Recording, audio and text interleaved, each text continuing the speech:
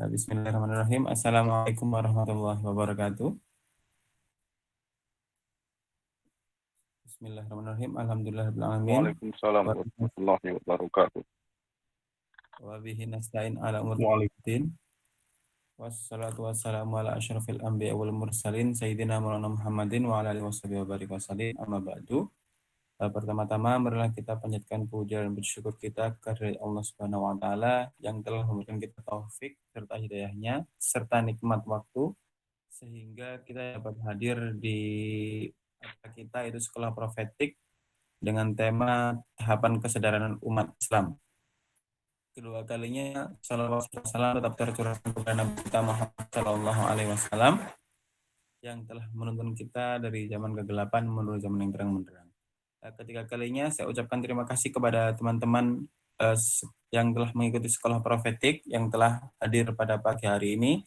Semoga pada pagi hari ini kita dapat menerima transfer ilmu dari Pak Andika, dan jangan lupa disiapkan catatannya karena dengan catatan itu kita dapat mengikat ilmu yang telah kita dengarkan.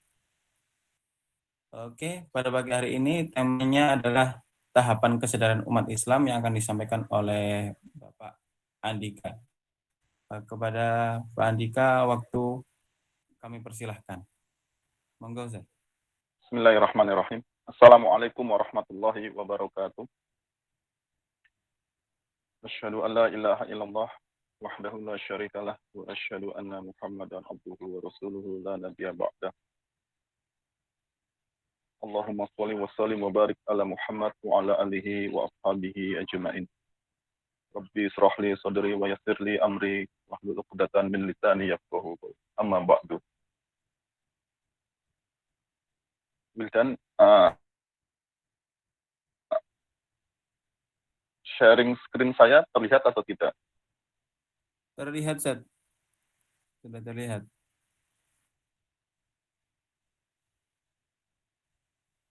Ya, alhamdulillah. Nanti kalau ada masalah di backing Mbak Azizah ya untuk menampilkan screen-nya. Karena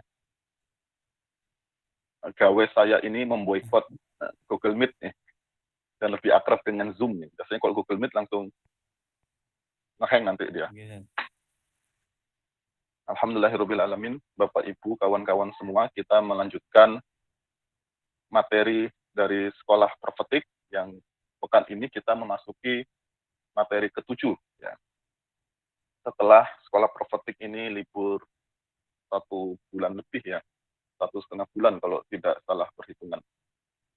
Bahkan mungkin hampir 2 bulan. Sekolah Profetik sudah kita mulai pekan lalu, dibuka dengan mereview tugas dari kawan-kawan peserta intensif. Kita membicarakan tentang merancang penelitian, ya, bagaimana cara merancang penelitian dalam 7 tahap yang sudah kita bicarakan untuk peserta intensif. Untuk pekan ini, kita memulai kembali dengan kelanjutan materi setelah pekan sebelumnya, materi sebelumnya kita berbicara demistifikasi Islam, yang penekanannya pada epistemologi, gitu ya. Seharusnya bagaimana wahyu itu Al-Quran khususnya ditempatkan dalam konteks untuk merumuskan ilmu pengetahuan Islam, ya, ilmu sosial profetik dalam gagasannya Kunto Wijoyo.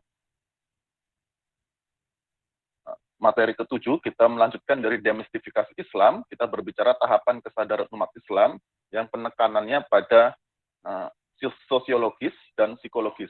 Kalau demistifikasi Islam itu penekanannya pada epistemologi, maka tahapan kesadaran umat Islam ini penekanannya pada dimensi sosiologis dan psikologis umat Islam. Dan di sini Kunto Wijoyo mengambil peran beliau sebagai seorang sejarawan yang merefleksikan sejarah kehidupan umat Islam di Nusantara pada khususnya, gitu ya. Sehingga tahapan kesadaran umat Islam ini terbatasi oleh geografi Nusantara, kondisi umat Islam yang hidup di wilayah Nusantara.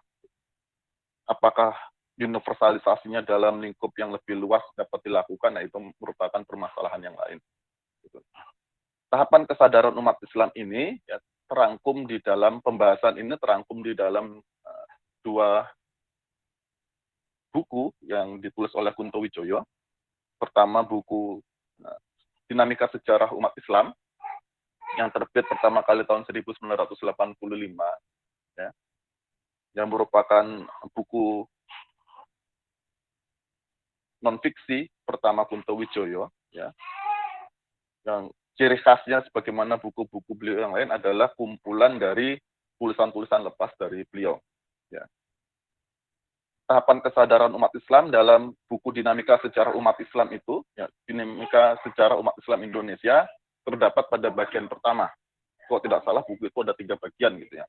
Pada bagian pertama lah beliau membahas secara khusus tahapan kesadaran ini. Kalau tidak salah itu dari prakata ya, dari kata pengantar sampai bagian pertama itu ya kira-kira 3-4 tulisan gitu ya, 3-4 judul tulisan.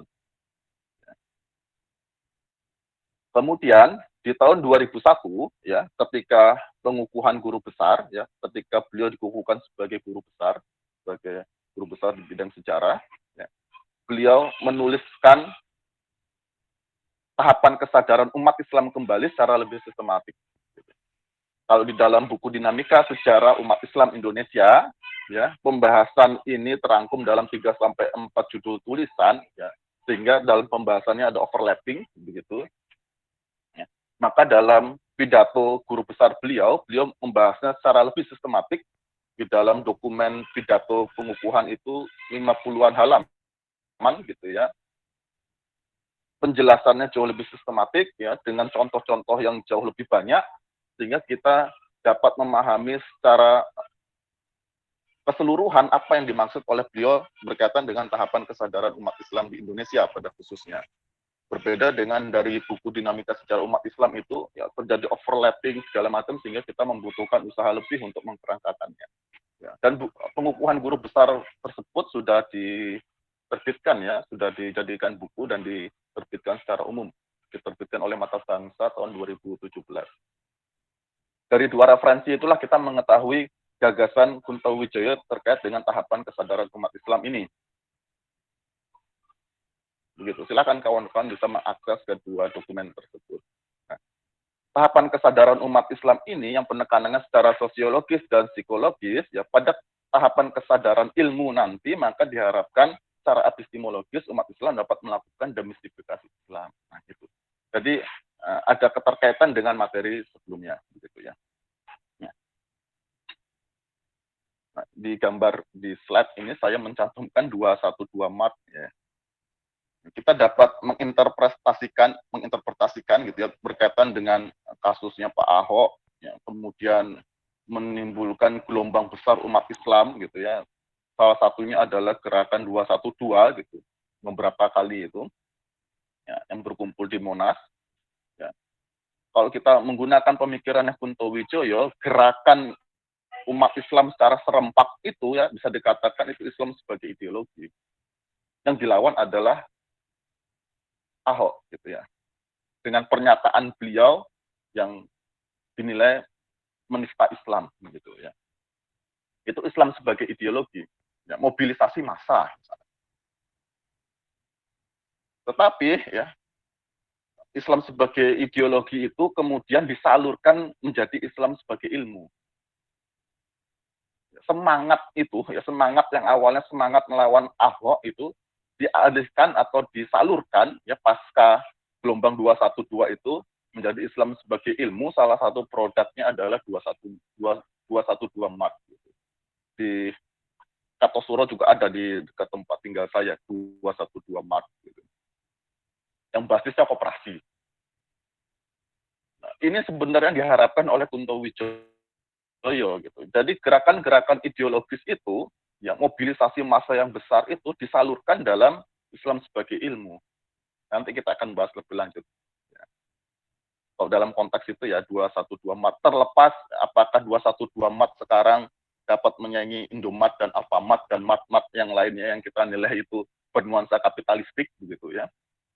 Dan terlepas apakah umat sudah berorientasi untuk melakukan transaksi jual beli di 212 Maret ya, kekurangan-kekurangan itu kalau kita menggunakan kacamatanya Kunto Wijoyo itulah Islam sebagai ilmu yang belum sempurna. Gitu. Tetapi sebagai sebuah ilmu, ya, maka Islam itu, ya nanti apa yang dimaksud Islam sebagai sebuah ilmu kita akan bahas. Islam itu harus mengalami eksperimentasi, ya. Pengamalan Islam dalam berbagai dimensi kehidupan atau dalam berbagai struktur kehidupan itu harus mengalami eksperimentasi. Jadi 212 mat, ya, kekurangan-kekurangan itu adalah bagian dari eksperimentasi yang harus terus dilakukan. Gitu. Bagaimana cara mengambil hati umat agar beralih, begitu kan? Sekarang kita sudah punya wadahnya, bagaimana mengisinya dengan produk-produk kita itu kan semua eksperimentasi, bagaimana membuka pasar, gitu segala macam. Ya, bagaimana menguasai ruang-ruang ekonomi baik secara spasial gitu ya, fisikal maupun secara ekonomi yang abstrak gitu ya, perputaran uang segala macam itu kan abstrak. Nah, itu menjadi kajian menarik sebenarnya 212 Maret ini gitu ya. Dulu saya pernah membuat 2 tulisan berkaitan dengan minimat gitu ya, tapi secara spasial, fisikal, arsitektural gitu. Rencananya 3 sequel, baru jadi 2 serial. Yang serial pertama berbicara tentang transaksi ekonomi tradisional, yang kedua transaksi ekonomi modern diwakilkan oleh Minimart gitu ya, Alfamart, Indomart, yang ketiga saya maunya mengangkat 212 Mart, tapi belum selesai tulisan itu. Karena menulis serial itu ya, kadang membosankan gitu ya. Begitu ya. Jadi 212 Mart ini sebenarnya langkah bagus dari Islam sebagai ideologi, kita ingin menggebuk Ahok gitu ya. Kemudian semangat gebuk itu disalurkan dalam bidang ekonomi melalui 212 Mart. Berkaitan dengan tahapan kesadaran umat Islam, kita menemukan 2 kata kunci atau 2 pernyataan kunci Kunto Wijoyo di dalam buku Dinamika Sejarah Umat Islam Indonesia itu. Yang pertama adalah agent of change dari perubahan kekuasaan politik dan ekonomi adalah kaum du'afa. Islam sebagai mistik, Islam sebagai ideologi tidak mampu untuk mengangkat harkatnya kaum du'afa ini, sehingga Kunto Wijoyo sangat berharap dengan Islam sebagai ilmu sebagai periode lebih lanjut dari Islam sebagai ideologi tadi gitu ya. Karena kemenangan kita itu terletak pada kaum du'afa, kata Kunto Wijoyo. Islam sebagai ideologi tidak mampu untuk merangkul kaum du'afa ini dalam rangka untuk mensejahterakan mereka, mengangkat harkat hidup mereka gitu ya. Kaum du'afa hanya dianggap sebagai massa yang dimobilisasi untuk melawan ideologi tertentu gitu. Sehingga dibutuhkan cara pandang lain atau pemahaman lain terhadap Islam agar kaum du'afa ini dapat dirangkul atau disejahterakan. Di sanalah kunci kemenangan Islam, kata Kunto Wijoyo. Kalau kita bisa mengurusi kaum du'afa ini gitu ya, maka kita punya masa depan yang cerah, kata Kunto Wijoyo begitu. Kemudian di halaman 8, di halaman 10 Kunto Wijoyo menyatakan hampir semua ajaran, yang tanda kurung Islam yang beliau maksud adalah ajaran Islam, hampir semua ajaran kita ketahui, kita terima, dan kita hayati bukan sebagai konsep teoritis. Selama kita masih melihat Islam secara demikian, ya, kita tidak akan mampu menandingi konsep-konsep yang berakar pada kebudayaan lain.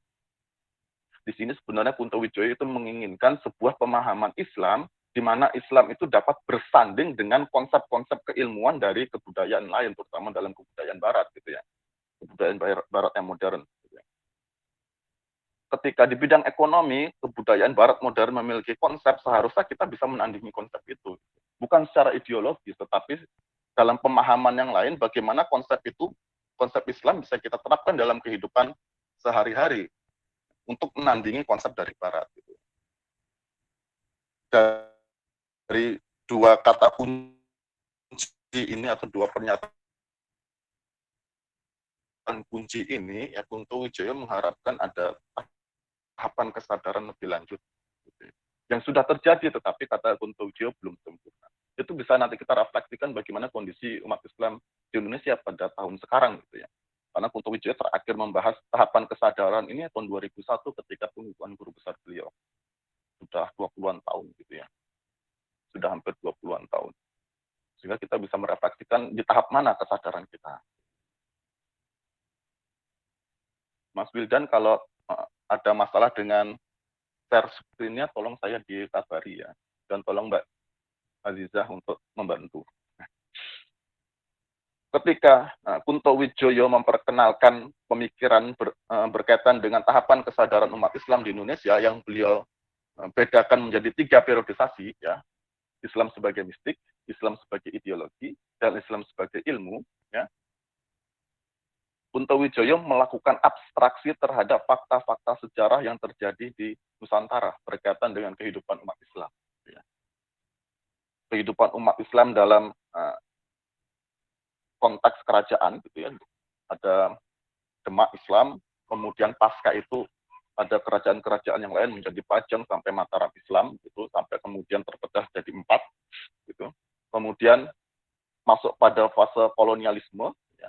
Kemudian masuk pada fase kemerdekaan. Fakta-fakta sejarah itu diabstraksi atau direfleksikan oleh Kunto Wijoyo sehingga beliau menyimpulkan ada 3 tahapan kesadaran.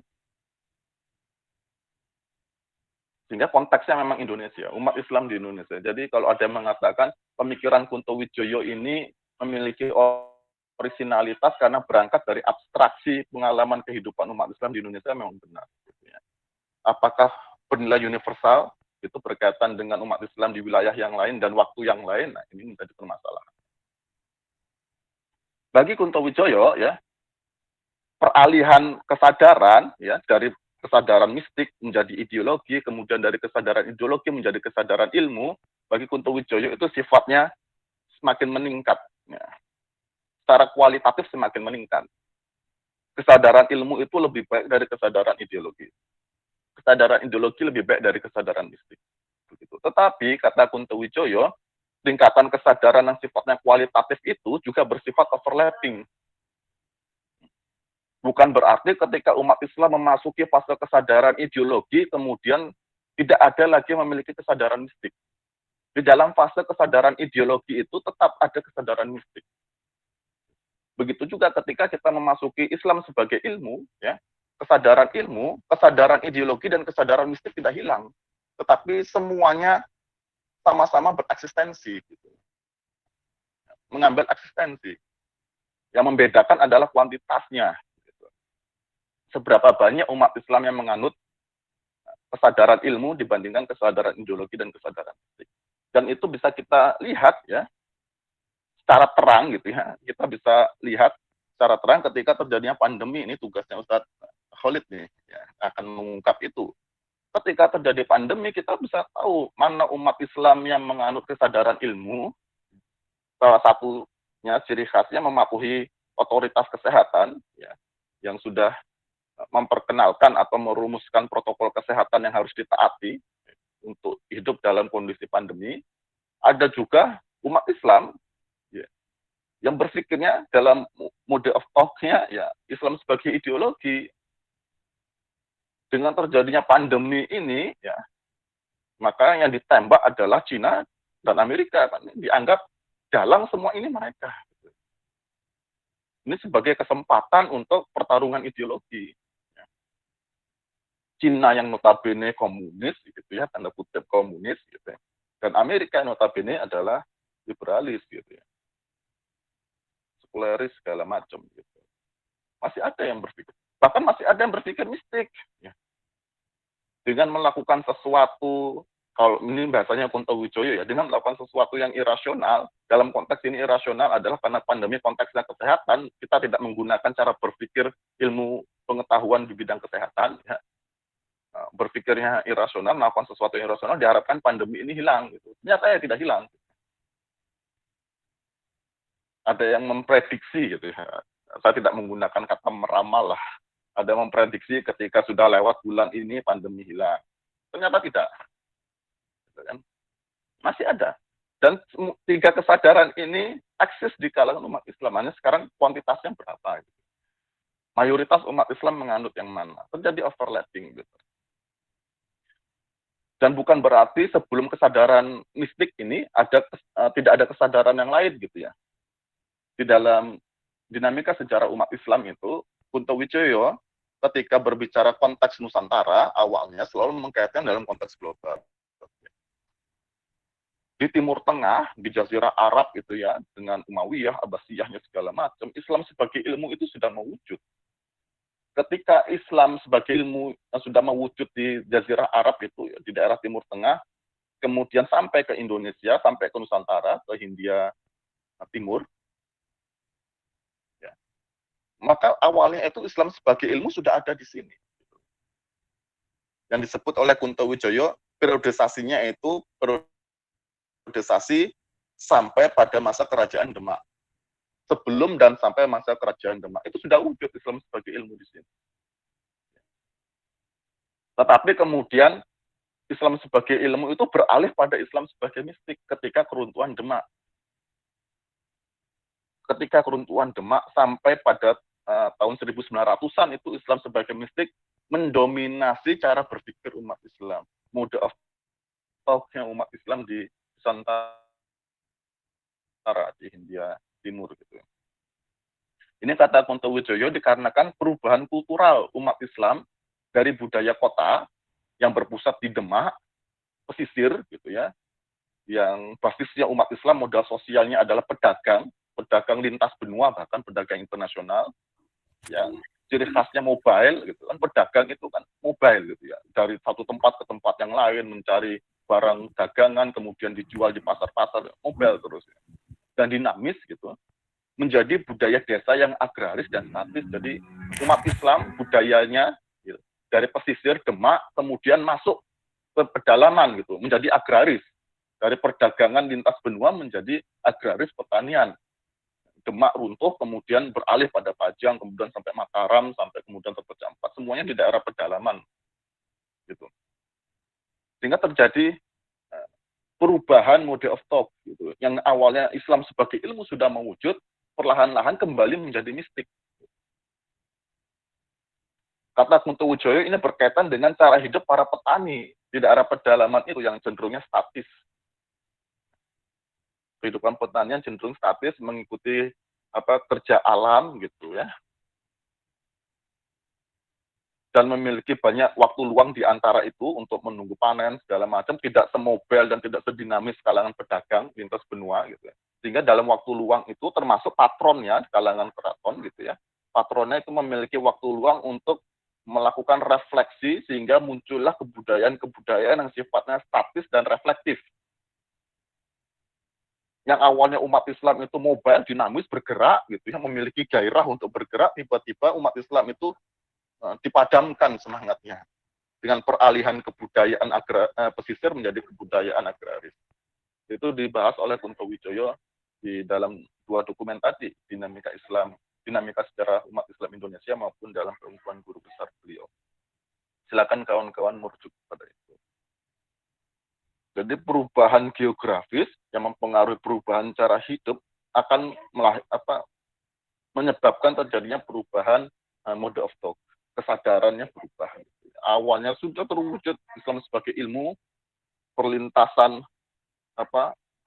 jejaring ilmu secara global umat Islam gitu ya. Kemudian tiba-tiba umat Islam itu menjadi close corporate society kata Kunto gitu ya, membatasi diri dengan hubungan internasional gitu. Kemudian sifatnya menjadi refleksinya internal gitu. Terjadi kolonialisme gitu ya, dan Kunto Wijoyo merujuknya pada awal abad ke-20. Secara spesifik Kunto Wijoyo merujuk pada kemunculan SDI dan SI ya. Maka terjadi peralihan kembali kesadaran umat Islam dari kesadaran mistik menjadi kesadaran ideologi. Secara spesifik Kunto Wijoyo menunjuk SDI dan SI. Masa dimulainya Islam sebagai ideologi. Terlepas dari tahun berapa kemunculan SDI dan SI yang masih diperdebatkan gitu ya. Tapi kalau kita ke Laweyan gitu ya, di mana SDI dan SI itu diproklamirkan tokoh-tokoh Islam di Laweyan, ya, salah satunya Pak Alfa Fabela, dan ada satu tokoh sepuh saya lupa nama beliau, ya itu meyakini ya berdasarkan dokumen-dokumen yang beliau miliki begitu ya. Nah sampai sekarang banyak dokumen SDI dan SI itu belum banyak dipublikasikan. Ya. meyakini SDI dan SI itu sudah ada sejak tahun 1905. Tahun 1906 kalau tidak salah menjadi SI gitu ya. Ini menjadi menarik kalau SID institut bisa mengadakan apa ya, ziarah lah gitu istilahnya, apa, wisata historis gitu, berkaitan dengan SDI dan SI di Laweyan. Karena Kunto Wijoyo menempatkan SDI dan SI ini dalam posisi yang menarik. Nanti kita bahas ya. Diawali oleh Haji Samanhudi dan makamnya di Laweyan, dan kemudian dilanjutkan kepemimpinan Haji Samanhudi oleh Haji Omar Said Cokro Aminoto, dikenal sebagai Raja Tanpa Mahkota, makamnya di Yogyakarta. Menjadi menarik kalau SID punya rute ziarah itu, ziarah ke makamnya Samanhudi, ziarah ke makamnya Cokro Aminoto di Laweyan. Dan alhamdulillah SID Institute diberikan, mendapatkan dukungan dan diberikan ruang oleh salah saudagar Muslim di Laweyan ya, Pak Gunawan, yang juga disupport oleh Ustadz Arif Wibowo, yang beliau punya merintis Labda Ki Ageng Henis yang juga pusatnya di Laweyan. Jadi sejarah Laweyan itu luar biasa bagi umat Islam gitu ya. Apalagi ketika itu umat Islam menghadapi kolonialisme. Peralihan dari mistik menjadi ideologi, kata Kunto Wijoyo, diawali ketika Sarekat Islam ya, merubah posisi umat Islam dari kawulo menjadi wong cilik.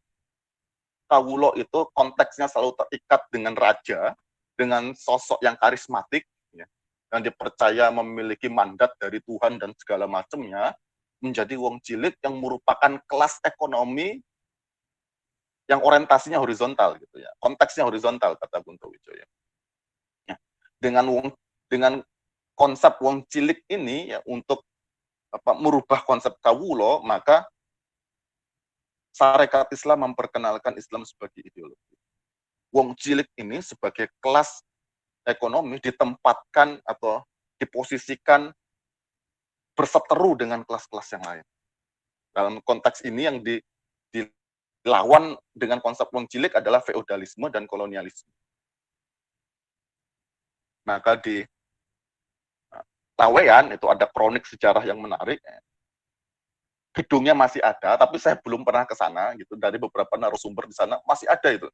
Ketika Cokro Aminoto dari Surabaya datang ke Surakarta, kemudian ke Laweyan bertemu dengan Haji Samanhudi. Ya. Kemudian melakukan pertemuan, di sana dihadiri oleh pihak keraton dan dihadiri pihak Belanda. Ketika itu wong cilik selalu duduk di bawah, tetapi Cokro Aminoto yang selalu memposisikan diri beliau sebagai wakil dari wong cilik gitu ya, tidak mau duduk di bawah, duduk di atas kursi sederajat dengan pihak keraton dan sederajat dengan pihak Belanda. Yang satu adalah kolonialisme, yang satu adalah feodalisme. Simbol-simbol itu menjadi simbol-simbol pergerakan dalam konteks Islam sebagai ideologi, gitu, untuk melawan feodalisme maupun kolonialisme. Gitu. Nah, tetapi kata Kunto Wijoyo,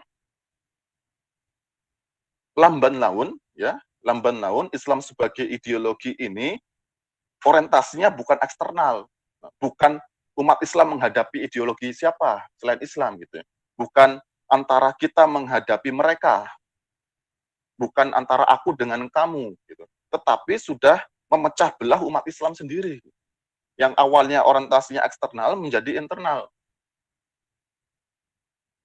Ketika umat Islam sudah di akhir-akhir memasuki fase kemerdekaan, dan di awal fase kemerdekaan yang dianggap tidak ada lagi tantangan ideologi yang dominan sampai nanti kemudian munculnya PKI, gitu kata Kunto Wijoyo, maka umat Islam mode of talk ideologis ini ya orientasinya menjadi internal dan itu memecah belah umat Islam.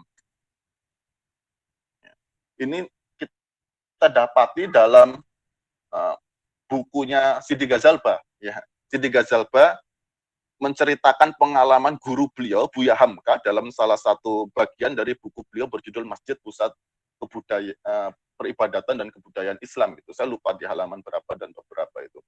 Didi Ghazalba di sana menceritakan atau mengutip pengalaman gurunya, ya, bahwasanya pada masa-masa akhir memasuki kemerdekaan gitu, sebelum memasuki kemerdekaan dan masa-masa awal setelah kemerdekaan, umat Islam itu terpecah belah ke dalam masjid-masjid. Ada masjid kalangan muda dan ada masjid kalangan tua. Tidak lagi umat Islam menghadapi siapa gitu ya. Apalagi tahun 1918 kalau tidak salah terjadi penistaan Nabi Muhammad yang kemudian syarikat Islam bergerak atas nama umat gitu ya. Umat Islam bersatu, kita versus mereka seperti sekarang itu toh kita versus Macron ya. Setelah tantangan eksternal itu dianggap hilang ya menjadi orientasinya internal. Terpecah belah menjadi masjid-masjid, ada masjid kalangan tua yang pro kolonial gitu ya, yang ingin memerdekakan Indonesia tapi menunggu timing yang tepat gitu dari pihak-pihak penjajah gitu ya. Sementara ada kalangan muda yang ingin secepat mungkin untuk merdeka. Kemudian berlanjut pada pemisahan masjid secara pemahaman, ada masjid modernis, masjid tradisionalis, dan itu disebut oleh Kunto Wijoyo. Sehingga umat Islam berperang dengan sesamanya sendiri secara ideologis.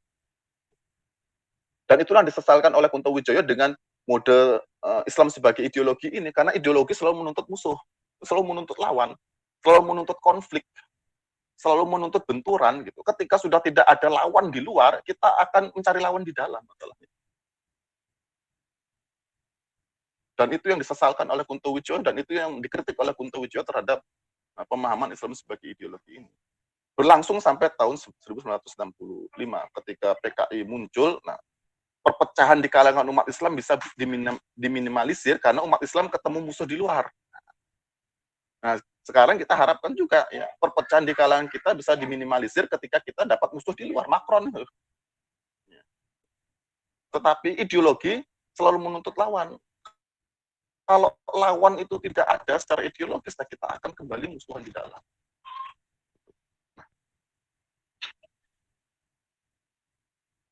Fase ketiga atau periode ketiga adalah Islam sebagai ilmu. Dan ini sebenarnya bibit-bibitnya kata Kunto Wijoyo sudah dimulai pada masa-masa awal abad ke-20 gitu ya. Ditandai dengan tumbuhnya organisasi Islam yang berorientasi pada amal. Kunto Wijoyo secara spesifik menunjuk pada masa itu adalah Muhammadiyah. Karena syarikat Islam masih berkutat pada ideologi. Munculnya Muhammadiyah ditandai sebagai munculnya kesadaran Islam sebagai ilmu. Yang walaupun Muhammadiyah memiliki visi ideologis untuk melawan kristenisasi ya, tetapi dengan PKO gitu, itu sudah bagi Kunto Wijoyo itu pengamalan Islam gitu loh. Yang beliau sebut sebagai Islam sebagai ilmu gitu ya. Tidak lagi benturan ideologis, tidak lagi berpikir mistik, tetapi bagaimana menerapkan ajaran Islam ini dalam berbagai aspek kehidupan. Kemudian dilanjutkan dengan organisasi yang lain ya, muncul Ar-Irsyad, Persis, Nahdlatul Ulama dan segala macam, Nahdlatul Watan segala macam. Nah, tahap kedua munculnya kesadaran Islam sebagai ilmu adalah ketika Indonesia merdeka. Tahap pertamanya ketika muncul organisasi Islam pada masa awal gitu, Muhammadiyah dan lain sebagainya. Tahap kedua ketika Indonesia merdeka. Di sana tidak lagi relevan untuk berbicara aku kamu gitu, tetapi kita sama bangsa Indonesia, sesama warga negara Indonesia. Ketika konsep citizen itu diperkenalkan dalam konteks negara bangsa, ya, kesadaran itu harus berubah, tidak lagi bisa menggunakan kesadaran ideologi. Kalau kesadaran ideologi tetap dipertahankan, maka bangsa Indonesia ini harus mencari lawan di luar. Siapa yang harus kita gebuk di luar ini? Amerika, Cina. Nggak bisa. Apalagi dalam kondisi kita baru merdeka. Ini kata Kunto Wijoyo, awal-awal kemerdekaan ini, awal-awal terjadinya krisis pemikiran dari ideologi akan menjadi ilmu. Karena mau tidak mau kita harus mereposisi kembali umat Islam. Gitu. Di mana posisi umat Islam dalam konteks negara bangsa. Tidak lagi kita bisa menggunakan umat non-umat, nah, itu kata Kunto Wijoyo ya. Karena kita diikat dengan ragam agama dan ragam budaya ini diikat sebagai kesatuan bangsa Indonesia. Fase ketiga atau titik pijak yang ketiga munculnya Islam sebagai ilmu bagi Kunto Wijoyo ketika munculnya IJMI tahun 1990-an gitu ya. Muncul IJMI. dan dibukanya Bank Muamalat tahun 1992. Dan diawali oleh ekonomi Islam, kata Kuntowijoyo, ini dalam konteks Indonesia. Gitu ya. Nah, di sini Kuntowijoyo mengatakan pertumbuhan kesadaran Islam sebagai ilmu itu memang membutuhkan waktu panjang. Ya. Dari awal abad ke-20, ya, munculnya Muhammadiyah, ya, 1912 itu kok tidak salah, ya, kalau tahun agak susah ingat gitu. Kemudian perlahan-lahan memasuki fase kemerdekaan sampai nanti munculnya IJMI tahun 1990-an dan Bank Muamalat. Dan sampai sekarang masih terus berlanjut proses kesadaran Islam sebagai ilmu itu. Berbeda dengan Islam sebagai ideologi. Ya. Penanaman Islam sebagai ideologi lebih cepat daripada Islam sebagai ilmu. Nah, Islam sebagai ilmu lambat penanaman kesadaran itu. Dan itu dinyatakan sendiri oleh Kuntowijoyo. Nah, Islam sebagai ideologi cepat. Gitu ya. Begitu ada musuh, kita bisa bersatu, kita gebuk itu musuh. Gitu. Nah, menariknya Sarekat Islam, kata Kuntowijoyo, Sarekat Islam itu sebagai sebuah organisasi, dia bisa menapakkan kakinya di tiga kesadaran ini. Ya. Sarekat Islam bisa merangkul kalangan umat Islam yang kesadarannya mistik dengan memposisikan Cokro Aminoto sebagai Heru Cokro, gitu ya, Ratu Adil yang ditunggu-tunggu.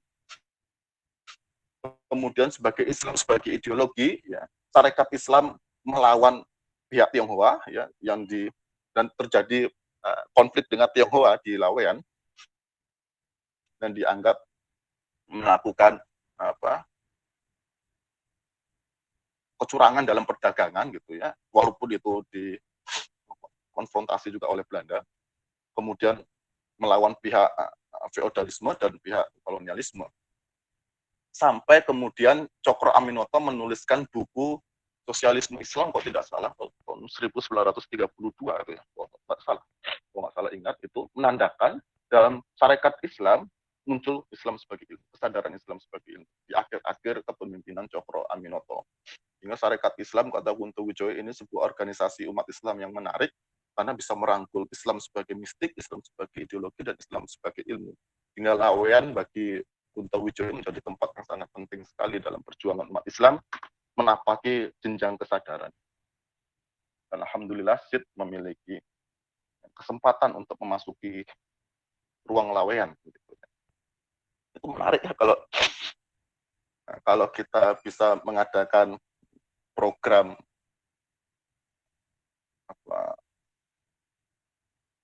wisata sejarah gitu di Laweyan. Saya punya koneksi di sana, dan di Kauman Jogja ada Ustadz Ghifari ya, dengan komunitas Kauman Jogja itu. Gitu. Kenapa Muhammadiyah bisa muncul di sana walaupun memiliki ikatan kuat dengan keraton gitu ya?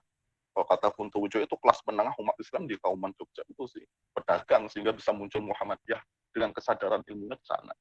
Itu menjadi nah, di dalam pengukuhan guru besar beliau, ya, Kuntowijoyo mengakui tingkatan kesadaran yang beliau rumuskan berkaitan dengan sejarah kehidupan umat Islam di Indonesia itu dipengaruhi atau terinspirasi dari Auguste Comte, yang memperkenalkan tingkatan kesadaran teologi, metafisik, dan positif. Gitu ya. Teologi diwakili oleh agamawan, metafisik oleh filosof, dan positif oleh ilmuwan. Gitu ya. Kesadaran menjadi empirik gitu, dan kuantitatif. Kuntowijoyo mengakui terinspirasi dari Auguste Comte, tetapi tidak mengambil begitu saja, gitu ya. Dilakukan modifikasi, ya. Satu sisi beliau melakukan modifikasi kategorisasi dari Auguste Comte, satu sisi beliau melakukan refleksi terhadap sejarah umat Islam di Indonesia. Dan ini salah satu bukti lagi bahwasanya Kuntowijoyo tidak mutlak menolak Islamisasi ilmu. Ya. Selain beliau melakukan Islamisasi terhadap konsep kelasnya Marxisme, yang akan kita bahas pada kesempatan yang lain ketika berbicara Islamisasi ilmu pengetahuan. Ya. Dalam pembahasan ini kita mengetahui, dan itu diakui langsung oleh Kuntowijoyo, beliau melakukan tanda kutip Islamisasi ilmu terhadap pemikirannya Auguste Comte terkait dengan tingkatan kesadaran manusia. Ya. Yang kemudian beliau dari teologi dirubah jadi mistik, metafisik jadi ideologi, positif jadi ilmu. Ya. Mistik bagi beliau tokohnya kalangan petani, gitu ya. Karena berawal dari tadi ya, budaya agraris tadi itu, ideologi kaum terpelajar, ya, dan ilmu adalah kaum profesional. Kata Kuntowijoyo, kaum terpelajar ini merupakan fase awal dari Islam sebagai ilmu. Tetapi untuk menjadi sebagai sebuah ilmu, kaum terpelajar ini harus menjadi kaum profesional.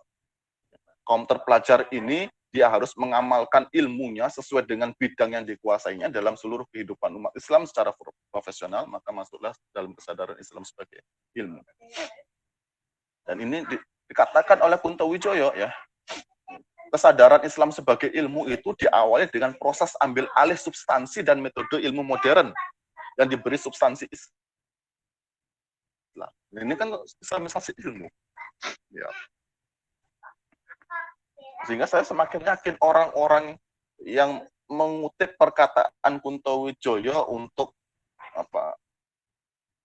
melawan atau untuk memposisikan dirinya secara ideologis bertentangan dengan kalangan umat Islam yang berkecimpung di gerakan islamisasi ilmu, itu pasti tidak membaca seluruh karya Kunto Wijoyo.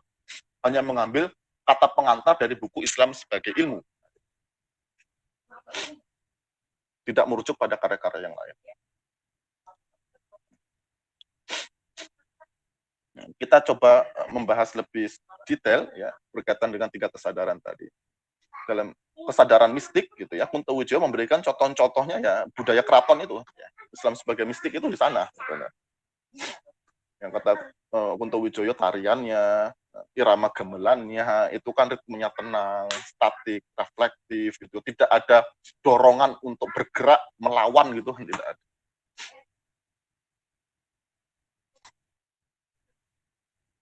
Islam sebagai mistik itu kata Kunto Wijoyo ya, ciri khasnya adalah pemikiran utopia berkaitan dengan Ratu Adil. Menerima kondisi kehidupan apa adanya ya, sambil mengharapkan datangnya sosok Ratu Adil. Kondisi kehidupan yang dialami itu ritmenya statik, ya. Tidak membuncah-buncah gitu. Dan ini dalam konteksnya adalah patrimonial. Ya. Keraton tadi itu Kawulo Gusti gitu ya. Kekuasaan itu pada satu orang gitu ya. Kekuasaan mutlak itu pada satu orang.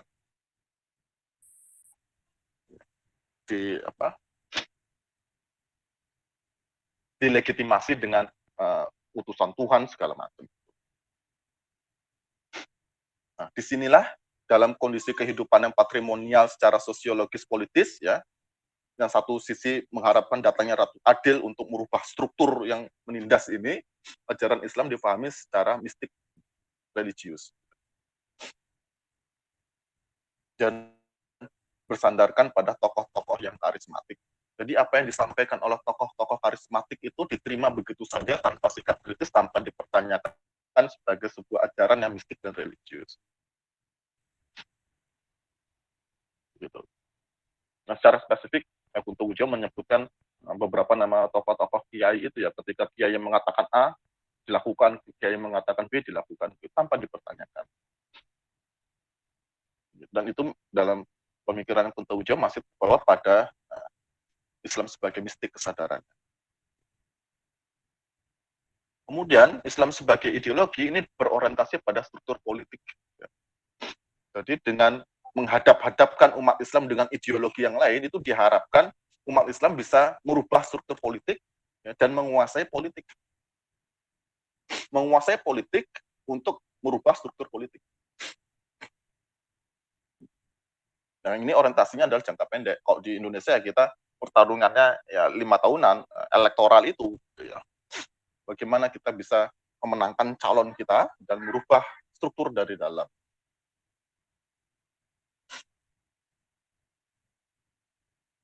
Dan secara metodologi, kata Kunto Wijoyo, bagaimana Islam yang normatif itu ya menjadi filsafat, kemudian dari filsafat menjadi ideologi politik. Jadi memang konteks Islam sebagai ideologi dalam pemikiran Kunto Wijoyo ya konteksnya politis gitu ya. Memenangkan pertempuran dengan ideologi yang lain ya untuk menguasai struktur politik. Untuk bisa merebut struktur politik gitu. Dan ini dilakukan dengan cara apa? Penguasaan massa dan mobilisasi massa. Sehingga komunikasi massa itu penting dalam Islam sebagai ideologi. Ciri khasnya apa kata Kunto Wijoyo? Ciri khasnya rapat akbar. Kumpulkan massa sebanyak-banyaknya. Tanamkan kesadaran pada massa kita sedang menghadapi musuh. Demonstrasi, itu kata Kunto Wijoyo sendiri dalam pembukaan guru besar beliau. Nah, kok dalam konteks politik elektoral ya, di dalam kampanye-kampanye itu ya. Itu mobilisasi massa semua. Nah, di dalam Islam sebagai ideologi ini, kata Kunto Wijoyo, dibutuhkan organisasi yang terstruktur. Tarekat Islam salah satunya, tarekat Gaza itu terstruktur. Ya. Nah, ada ketuanya, ada sekretaris segala macam. Yang organisasi itu ya melakukan pembedaan sosial politik. Ya. Organisasi ini ciri khasnya apa? Dihadapkan dengan yang mana? Secara ideologis. Dan organisasi ini dipimpin oleh seseorang yang memiliki kualifikasi rasional dengan pengalaman di bidang politik. Sehingga Islam sebagai ideologi ini, kesadaran Islam sebagai ideologi selalu menempatkan ya tokoh Islam yang berkecimpung di politik sebagai role model. Kalau Islam sebagai mistik tadi, role modelnya adalah seorang tokoh karismatik gitu ya. Maka di Islam sebagai ideologi, role modelnya adalah umat Islam yang memiliki pengalaman politik dan cara berpikirnya rasional. Di sini kita kenal Cokro Aminoto, Haji Agus Salim, dan yang lain sebagainya. Haji Samanhudi ya, bukan terpaksa ya.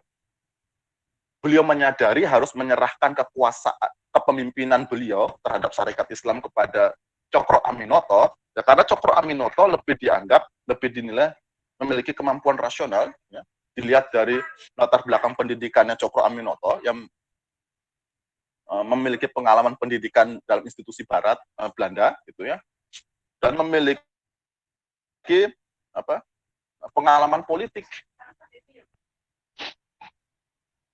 Kalau syarikat Islam ingin besar ya, dan ingin mendapatkan massa yang banyak, ya, ingin memenangkan pertarungan dengan ideologi yang lain, ya Cokro Aminoto harus diangkat untuk 1914 kalau tidak salah.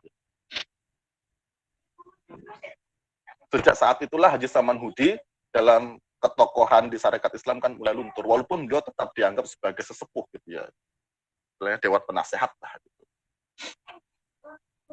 Jadi role modelnya adalah politikus gitu ya.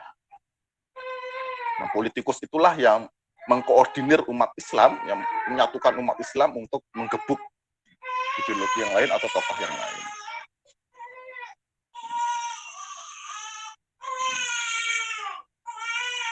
Sementara dalam tahapan ketiga, Islam sebagai ilmu, ya, struktur itu dipahami tidak hanya struktur politik, tapi struktur itu dipahami secara lebih luas.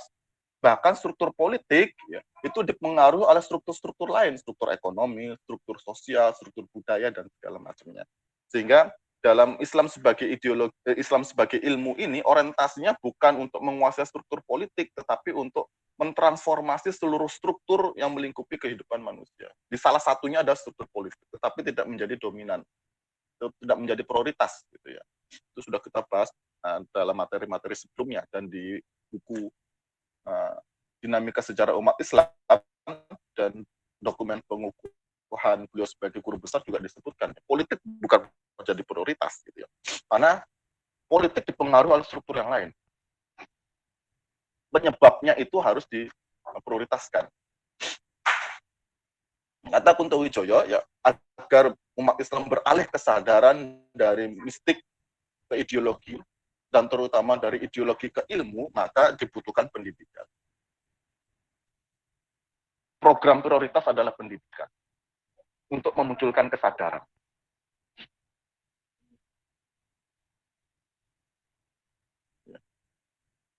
Yang dipentingkan adalah pendidikan untuk munculnya kesadaran ilmu.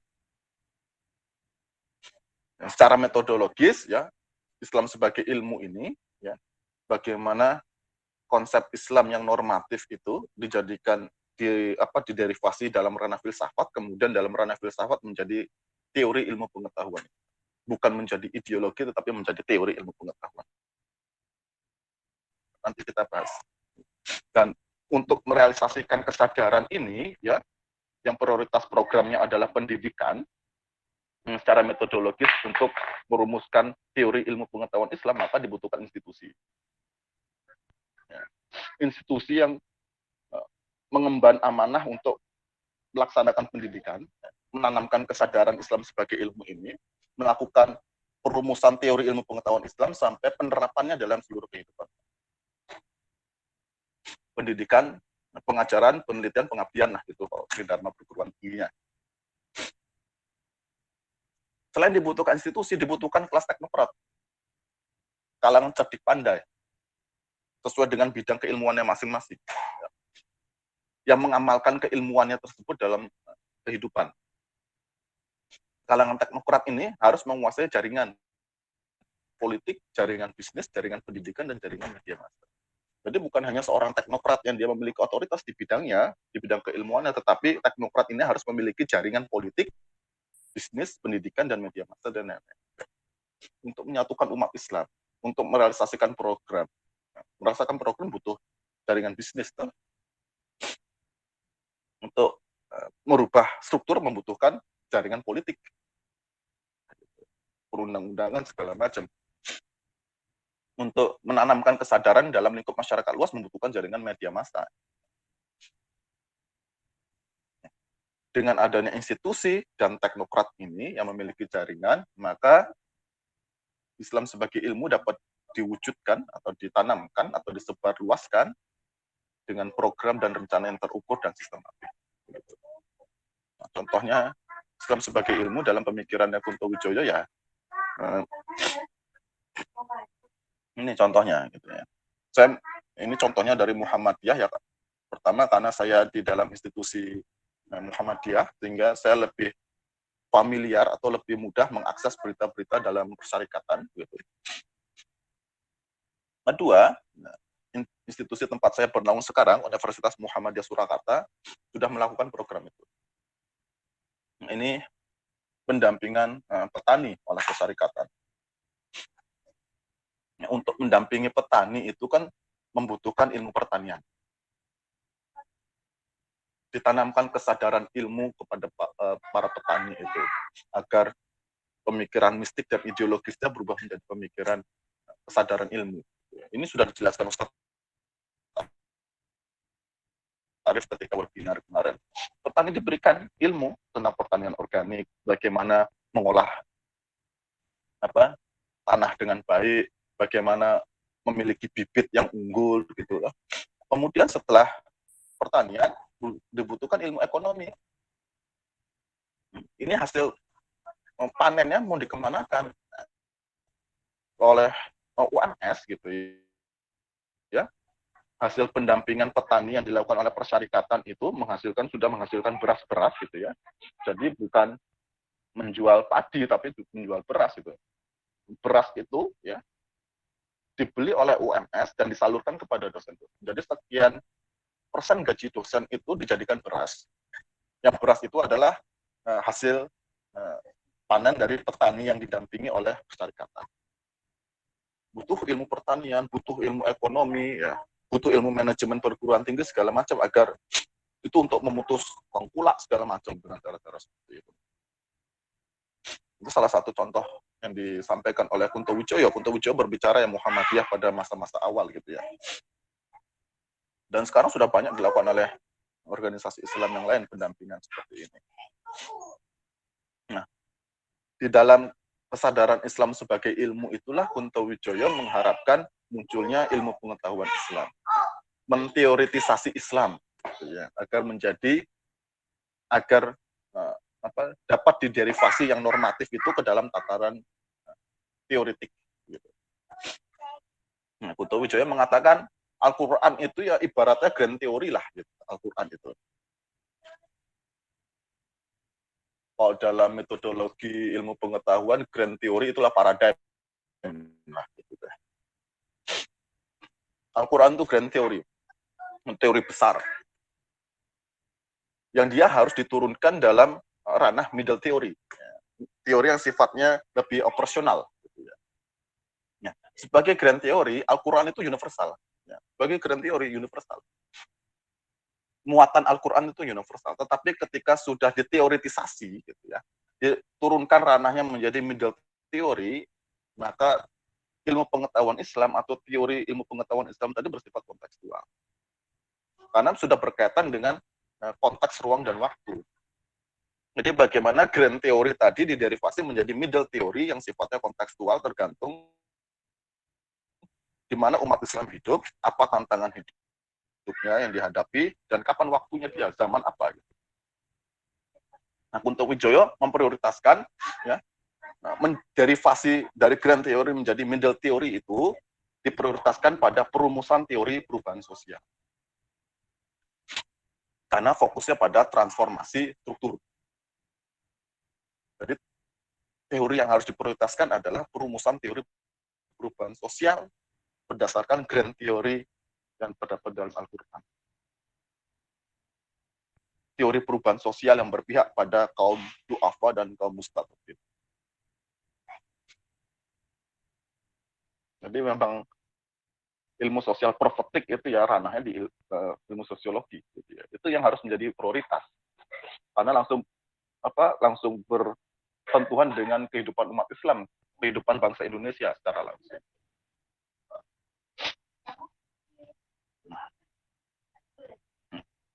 Perumusan teori perubahan sosial ini yang berpihak pada kaum du'afa dan mustadafin, ya orientasinya pertama adalah mobilisasi kesadaran.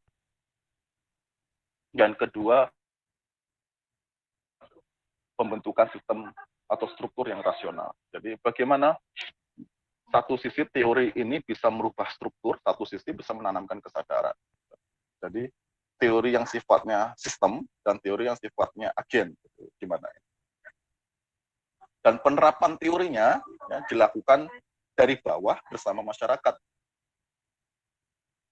Dari bawah bersama masyarakat. Bukan dari atas, bukan dari kekuasaan politik.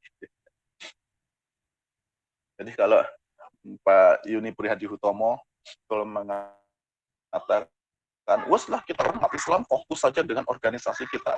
Kita mayoritas kok di Indonesia. Kita rumuskan teori kita sendiri. Muhammadiyah punya massa, gitu ya, punya warganya sendiri, Nahdlatul Ulama punya warganya sendiri, ya, Al-Irsyad punya warganya sendiri, ya. Kita bersama-sama kita rumuskan teori kita sendiri ya, di bidang ekonomi, di bidang sosiologi, di bidang budaya segala macam ya. Kita terapkan ilmu itu di warga kita masing-masing. Dari bawah lah.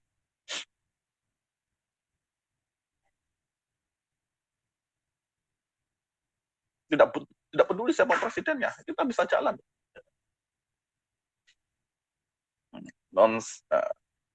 Non-state society paradigmanya yang digunakan oleh Pak Yuni Prihadihutomo. Dan itu sudah berjalan lama toh itu. Kita punya rumah sakit, kita punya sekolah, dan kita punya fasilitas publik yang lain gitu ya. Tetapi dalam rangka kita mendampingi masyarakat, ya kalangan teknokrat tadi dia harus memiliki kemampuan komunikasi untuk menyederhanakan teori. Jadi teori-teori yang sifatnya akademik itu harus disederhanakan dalam rangka untuk merubah kesadaran umat Islam.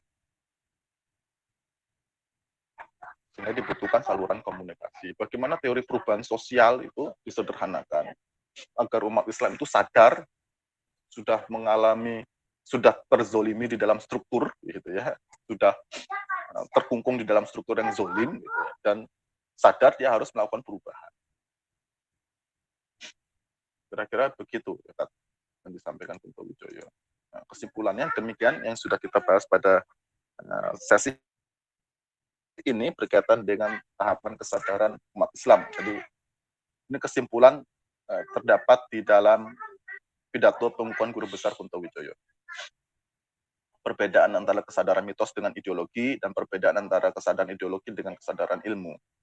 Yang dimaksud, saya menggarisbawahi, yang dimaksud dengan struktural ya berarti ideologi ini untuk melakukan perubahan selalu dari atas gitu ya, menjadi penguasa politik. Diharapkan kalau sudah menguasai politik dia bisa melakukan perubahan terhadap struktur secara menyeluruh ya, rekonstruksinya total dengan syaratnya menguasai politik. Seperti sekalangan saudara kita di umat Islam toh, ya apapun masalahnya solusinya satu, ya, menguasai politik. Gitu. Diharapkan dengan jadi presiden, jadi pemimpin segala macam kita bisa melakukan rekonstruksi secara total. Tapi bagi Kunto Wijoyo rekonstruksi itu tidak bisa secara total, ya, dengan politik. Tetapi harus dilakukan secara kultural. Langsung menerapkan ilmu itu di tengah masyarakat, mendampingi masyarakat sehingga rekonstruksinya itu parsial, bidang per bidang. Nanti antar bidang per bidang itu akan saling terikat sehingga menjadi keseluruhan struktur yang mengalami transformasi. Dan itu memakan waktu yang lebih lama daripada kita politik gitu ya. Politik tidak acak gitu ya. Elektoral 5 tahunan dan 5 tahun ke depan kita bisa kalah. Jadi programnya pendek sekali. Tapi kata Kunto Wijoyo bukan berarti pemikiran Islam sebagai ideologi tidak penting, penting untuk beberapa kasus gitu ya. Tetapi bukan satu-satunya solusi untuk masalah yang sudah mengakar lama di umat Islam untuk memperbaiki kondisi kehidupan. Nah, analoginya begini ya. Saudara Muslim kita yang menganut Islam sebagai ideologi itu ibarat bemper gitu. Berada di depan. Ketika ada yang menista umat Islam, maju. Ketika ada yang menista Al-Quran, maju. Ketika ada yang menista Rasul Muhammad SAW, maju. Itu dibutuhkan agar Islam itu tidak mudah dicemooh gitu ya, agar umat Islam itu tidak mudah diinjak-injak kehormatannya. Dibutuhkan. Tetapi di belakang itu harus ada sekelompok umat Islam yang kesadarannya Islam sebagai ini, yang punya orientasi program jangka menengah sampai jangka panjang, yang senantiasa mendampingi umat melakukan transformasi sosial secara parsial tadi, bidang per bidang gitu ya, secara perlahan-lahan gitu ya. Harus ada itu. Dan itulah konteks kerjasama kita sekarang gitu ya. Tidak mungkin semuanya menjadi Islam sebagai ilmu, semuanya Islam sebagai ideologi. Harus ada kerjasama. Kerjasama itu bukan sama-sama bekerja, tetapi bekerja dengan agenda yang sama. Yang disepakati. Kita semua bekerja, tetapi kita belum punya agenda bersama. Demikian kira-kira Mas Wildan yang bisa saya sampaikan berkaitan dengan pemikiran Kunto Wijoyo dengan topik kita tahapan kesadaran umat Islam. Allahu a'lam bishawab.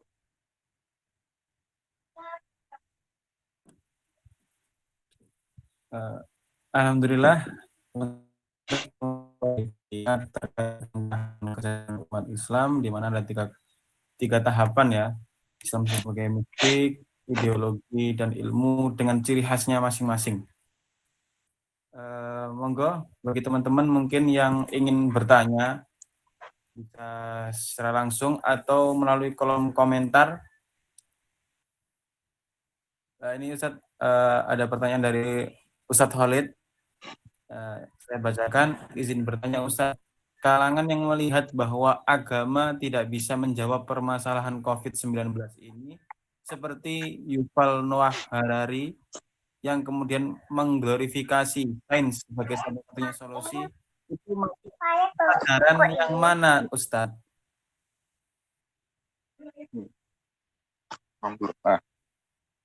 Nah, pernyataan Harari itu ada di dalam buku ini ya.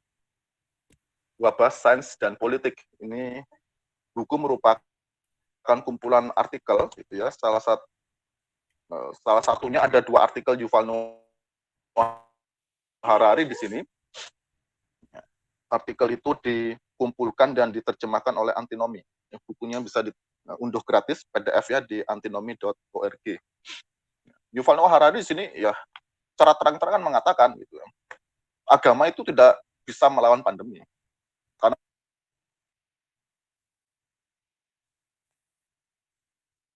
itu oke lah, tidak usah ditolak lah gitu. Tetapi agama tidak akan bisa menghadapi pandemi. Agama hanya dibutuhkan individu per individu untuk memaknai hidupnya. Untuk memaknai hidupnya. Dia mencari makna hidupnya di tengah pandemi ini. Kalaupun dia besok mati karena COVID-19, agamanya dia akan membantu mencari makna kematian itu. Paling tidak biar dia hidupnya tidak sia-sia lah rasanya. Tetapi agama tidak bisa menyelesaikan pandemi. Itu kan berangkat dari sejarah panjang konflik antara agama dan sains di Barat. Gitu ya. Nah, kalau kita menggunakan tingkat kesadaran Auguste Comte ya begitu ya. Agama yang teologis itu berbeda dengan kesadaran positif ya, yang menolak agama, karena itu berangkat dari traumatiknya masyarakat Barat gitu. Dan umat Islam apapun kesadarannya berupaya menghadapi pandemi itu. Apapun kesadarannya, sebagai mistik, sebagai ideologi, sebagai ilmu, berupaya menghadapi pandemi. Kita masih berkeyakinan agama ini bisa menyelesaikan. Kalau kita kurcut disebut Islam itu sebagai sebuah agama ya. Walaupun kata Sidi Ghazalba Islam itu tidak pas disebut agama atau religion. kita berupaya ya, yang sebagai Islam sebagai mistik itu berupaya bagaimana menyelesaikan pandemi ini dengan khasanah pemahaman keislaman. Yang sebagai ideologi pun berusaha gitu, yang sebagai ilmu pun berusaha, dan kesadaran ini tidak dimiliki oleh masyarakat Barat.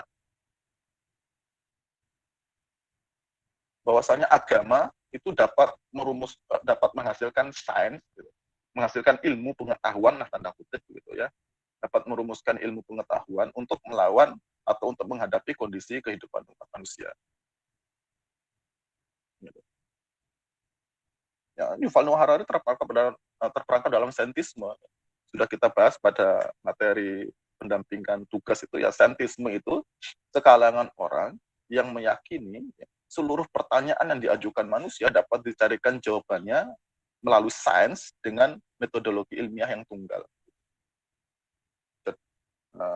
Stephen Hawking, Richard Dawkins, ya, Yuval Noah Harari, Steven Pinker, segala macam itu kan begitu. Ya.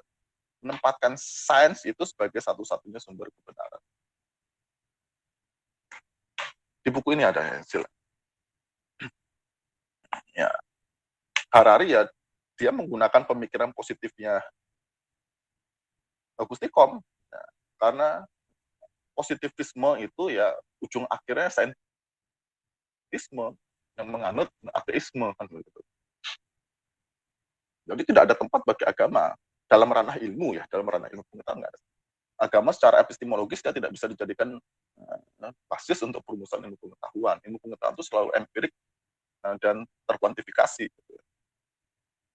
Dan itu menjadi tantangan yang dilemparkan oleh Kunto Wijaya. Bagaimana Islam yang kita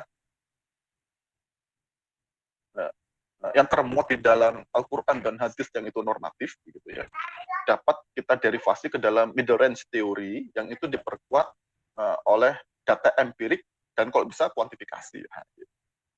Agar apa? Agar terukur, agar transformasi yang kita lakukan terukur. Ya, itu sebenarnya pemikiran yang dilemparkan oleh Kunto Wijoyo. Ya. Islam sebagai basis epistemologi bisa digunakan untuk perumusan teori-teori Islam, teori ilmu pengetahuan, misalnya itu. Dan ya, pengalaman itu buruk toh bagi Barat. Begitu, Ustadz Muhammad Khalid. Allahu a'lam bishawab.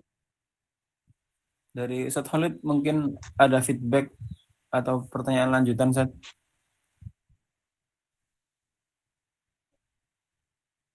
Syukron. Oke. Oke, Ustadz, selanjutnya pertanyaan dari Ustadz Nuruddin Akbar. Itu izin bertanya, saya sepakat bahwa kesadaran ideologi memang memiliki limitasi. Misal, Trump saat ini se-ekstrim apapun dia, tapi ia tidak bisa mengubah Amerika secara radikal, karena bahkan media sekalipun tidak berpihak padanya. Jadi mungkinkah kesadaran sebagai ilmu tidak dijalankan oleh Republikan, sehingga kepemimpinan Trump juga gampang sekali tergoyang? Sehingga ia gampang dituduh anti-sains misalnya. Beda dengan Demokrat yang dianggap pro-sains. Gitu, Zat.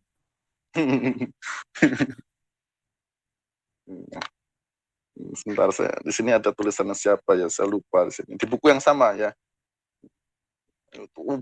Mengkritik kebijakan Trump itu ya. Salah satu kebijakan Trump ketika Trump dilantik itu kan mengurangi ilmuwan yang di lingkaran pemerintah gitu ya. Jadi Trump itu mengambil kebijakan tanpa sokongan ilmuwan yang punya otoritas gitu.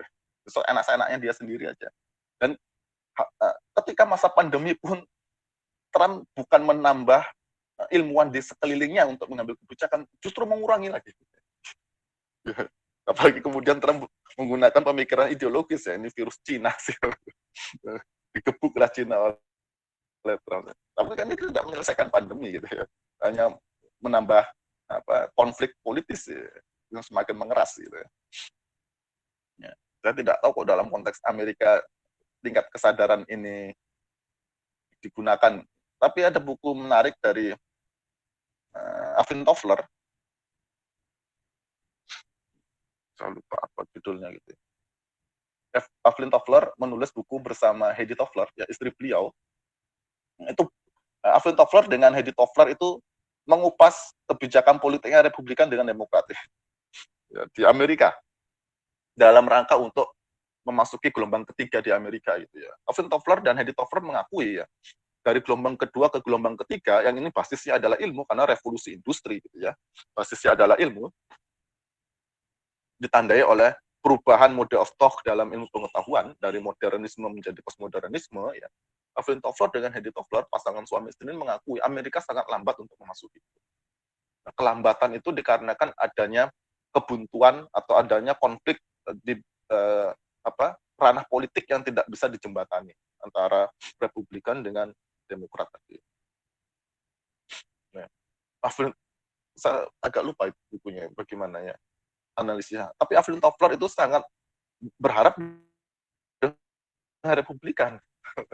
Ya, Republikan yang berpikir futuristik pada masa-masa Alvin Toffler atau kalau sekarang yang berubah gitu ya. Itu dapat membawa Amerika itu menjadi jaya lagi ya, dengan memegang suatu skenario jangka panjang ya, blueprint untuk program-program jangka panjang dalam rangka Amerika memasuki gelombang ketiga. Sana oleh Alvin Toffler dibahas satu persatu ya. Kata Alvin Toffler begini, kenapa Amerika susah sekali beralih dari gelombang kedua yang adalah ekonomi cerobong asap pabrik ke gelombang ketiga yang ekonomi informatika gitu ya, dikarenakan pihak politik ini ya, politikus ini bersekongkol dengan pemodal yang pemodal ini sudah menanamkan investasi sangat besar pada ekonomi cerobong asap. Ini yang menghambat Amerika untuk beralih pada ekonomi informatika. Jadi ini ideologis gitu ya. Ini menjadi ideologis. Seharusnya pihak politikus ini, baik dari Republikan maupun Demokrat, dia dapat memberikan kemudahan kalangan pemodal untuk beralih dari ekonomi cerobong asap menjadi ekonomi kabel. Serat fiber optik kata Alvin Toffler, ekonomi serat fiber optik itu. Tapi itu tidak dilakukan. Mengapa? Karena peralihan ekonomi yang diiringi dengan peralihan mode of thought dalam ilmu pengetahuan, ya, itu menyebabkan pemodal itu harus mengurangi keuntungannya dia. Dan itu opsi yang tidak bisa diterima. Gitu. Sementara politikus untuk maju dia butuh sokongan dana besar dari pemodal, dan itu menghambat gitu ya. Nggak tahu sekarang Trump programnya apa, kemudian lawannya Joe Biden itu programnya apa gitu. Bagi Alvin Toffler, waktu kita interpretasikan bebas lah pemikirannya Kunto Wijoyo, ya, kesadaran ilmu itu selalu ditandai dengan kebijakan yang sifatnya futuristik, jangka panjang. Alvin Toffler tidak menyebut berapa tahun gitu, tapi jangka panjang. Gitu. Kebijakan itu bisa melihat dunia ini sedang bergerak ke arah mana dan kita bisa menangkap bayangan dunia masa depan itu akan terwujud seperti apa. Kesadaran futuristik inilah yang harus ditawarkan gitu ya kepada masyarakat pemilihnya dalam Amerika ya, agar Amerika jadi great again gitu ya katanya Trump gitu ya. Tapi di buku ini juga menarik ya. Nah, setelah digebuk di buku yang sama ini, setelah digebuk Trump gitu ya, kemudian Brazil digebuk, India digebuk segala macam, salah satu penulis saya lupa siapa mengatakan inilah kematian politik pencitraan. Seharusnya pandemi ini menjadi kematian bagi politik pencitraan. Orang-orang yang tidak kompeten di bidang politik tapi dipoles oleh media sehingga dia bisa naik. Dan terbukti ketika pandemi masa krisis ini, orang-orang yang hanya dipoles politik, dipoles citranya dengan media massa ini nggak bisa apa-apa, nggak bisa mengambil kebijakan. Di sini diceritakan semrawutnya India, diceritakan semrawutnya Brazil, diceritakan semrawutnya Amerika. Kenapa? Karena politikusnya populis gitu. Nah, kalau kita pakai Kunto Wijoyo ya, salah satu-satunya cara menyelesaikan pandemi itu berkaitan dengan pertanyaannya Ustadz Nurudi dan Ustadz Muhammad Khalid, ya kita harus punya pemimpinan teknokrat. Ya. Dia ilmuwan, dia punya otoritas di bidang keilmuannya, ya. ya, dan dia menjadi penguasa politik. Saya lupa negara mana itu yang diceritakan di buku ini. Ya. Presiden atau wakil presidennya itu merupakan seorang ahli epidemiolog gitu, di bidang kedokteran. Sehingga krisis pandemi di negaranya cepat selesai. Saya lupa negara mana itu dan namanya. Bisa di buku ini, di Udah Gratis bisa.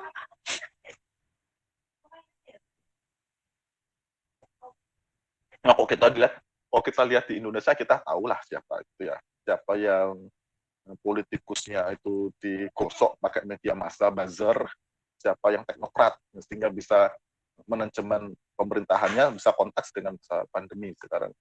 Sehingga ya di Kunto Wijoyo itu, di buku politik identitas umat Islam kalau tidak salah itu ya, Kunto Wijoyo satu-satunya presiden Indonesia yang tidak dikritik oleh Kunto Wijoyo cuma Pak Habibie. Soekarno dikritik, Soeharto dikritik, Megawati dikritik, Gus Dur dikritik. Cuma Pak Habibie nggak dikritik karena Pak Habibie dia seorang teknokrat.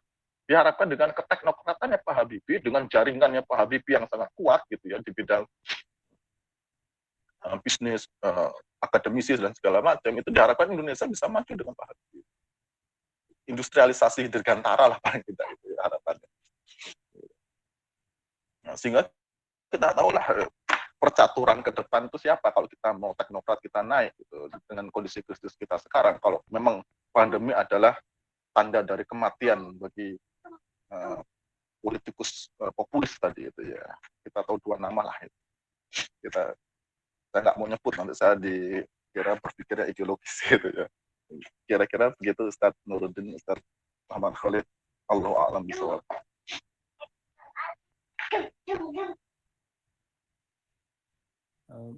Baik, teman-teman. Tadi Ustadz Nuruddin jawab dari Pak Andika. Mungkin kalau ada feedback bisa ditulis di kolom komentar atau langsung on-mic.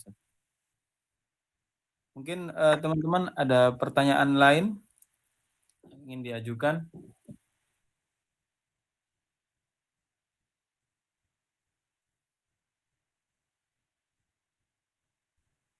Nah, di buku ini juga menarik ya, Zizek itu memperkenalkan komunisme global ya, global komunisme. Tapi komunisme yang dimaksud Zizek itu tidak lagi ranahnya ideologis, tapi ranahnya menjadi ilmu. Ya.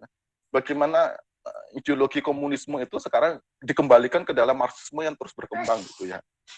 Menjadi menarik juga ini. Kita ya Harari menawarkan internasionalisme, globalisme, segala macam sikap keterbukaan. Zizek juga menawarkan itu. Bagaimana komunisme itu bersifat global sekarang bisa mengambil peran di antara ideologi-ideologi yang lain dengan menawarkan solusi yang sifatnya global gitu. Yang bisa diambil alih atau diserap oleh berbagai bangsa dengan ideologi yang masing-masing gitu ya. Dan dilakukan penyesuaian. Silakan kawan-kawan, Bapak Ibu yang bertanya. Mungkin sudah tidak ada yang ingin bertanya, Zat. Ya, alhamdulillah. Waktu sudah menunjukkan jam 10 juga. Ya, ya, alhamdulillah. Mungkin jaringan ada info-info lain, Zat, yang ingin disampaikan. Pekan depan itu materi kita apa, Wildan?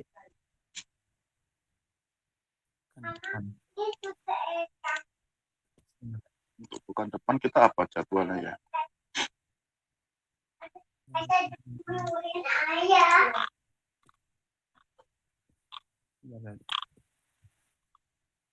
Pekan depan paradigma Islam, Zat. Paradigma Islam. Nah, jadi ya dikaitkan dengan materi hari ini dengan pekan depan ya, bahwasanya tahapan kesadaran umat Islam ini yang puncak kesadarannya kata Kunto Wijoyo adalah kesadaran ilmu. Walaupun Kunto Wijoyo dalam pengukuhan guru besar beliau membuat tanda tanya, setelah ini ada kesadaran apa lagi? Ya. Apakah kesadaran ilmu adalah kesadaran puncak atau ada kesadaran yang lain setelah kesadaran ilmu? Gitu ya. Yang itu menjadi tugas yang baik gitu bagi kita sebagai pelanjut dari pemikiran Kuntowijoyo. Ya. Nah, kesadaran ilmu, nah, tahapan kesadaran yang dimensinya psikologi dan sosiologis, ya, yang beriringan dengan rencana atau agenda demistifikasi Islam yang hanya dapat dilakukan ya, ketika umat Islam mencapai kesadaran Islam sebagai ilmu, ya, maka pemikiran selanjutnya yang ditawarkan oleh Kuntowijoyo adalah paradigma Islam. Demistifikasi Islam dimaksudkan untuk menempatkan Islam sebagai basis keilmuan. Paradigma Islam adalah langkah pertama yang ditawarkan oleh Kuntowijoyo untuk mewujudkan ilmu pengetahuan Islam atau ilmu sosial profetik dalam pembahasan Kuntowijoyo. Jadi ya kita bisa mengatakan lah paradigma Islam itu rumusan Islamic worldview-nya Kuntowijoyo yang sangat sederhana gitu ya, tetapi sangat operatif gitu ya. Mudah digunakan gitu ya, dalam paradigma Islam yang Kuntowijoyo. Nah, dengan paradigma Islam inilah Kuntowijoyo menawarkan Islam sebagai basis keilmuan dalam ranahnya filosofis gitu ya. Setelah itu nanti baru Kuntowijoyo akan berbicara secara lebih metodologis bagaimana dari Al-Quran kita punya teori-teori ilmu pengetahuan Islam. Kira-kira begitu Bapak Ibu dan kawan-kawan yang lain keterkaitan materi kita, termasuk keterkaitan materi pada hari ini dikaitkan dengan pembahasan kita pekan depan. Kira-kira begitu Mas Wildan. Allahu a'lam bishawab. Baik, terima kasih teman-teman, terima kasih Ustadz Andika dan Ustadz-Ustadz yang menjadi peserta. Terima kasih telah mengikuti acara Sekolah Profetik dari SIT Institute. Akhir kata saya ucapkan terima kasih dan marilah kita tutup acara pada pagi hari ini dengan bacaan Alhamdulillah. Alhamdulillah ya rabbil alamin. Dan kafaratul majlis. Subhanakallahumma wa bihamdika asyhadu an la ilaha illa anta astaghfiruka wa atubu ilaik. Terima kasih. Assalamualaikum warahmatullahi wabarakatuh. Waalaikumsalam warahmatullahi wabarakatuh.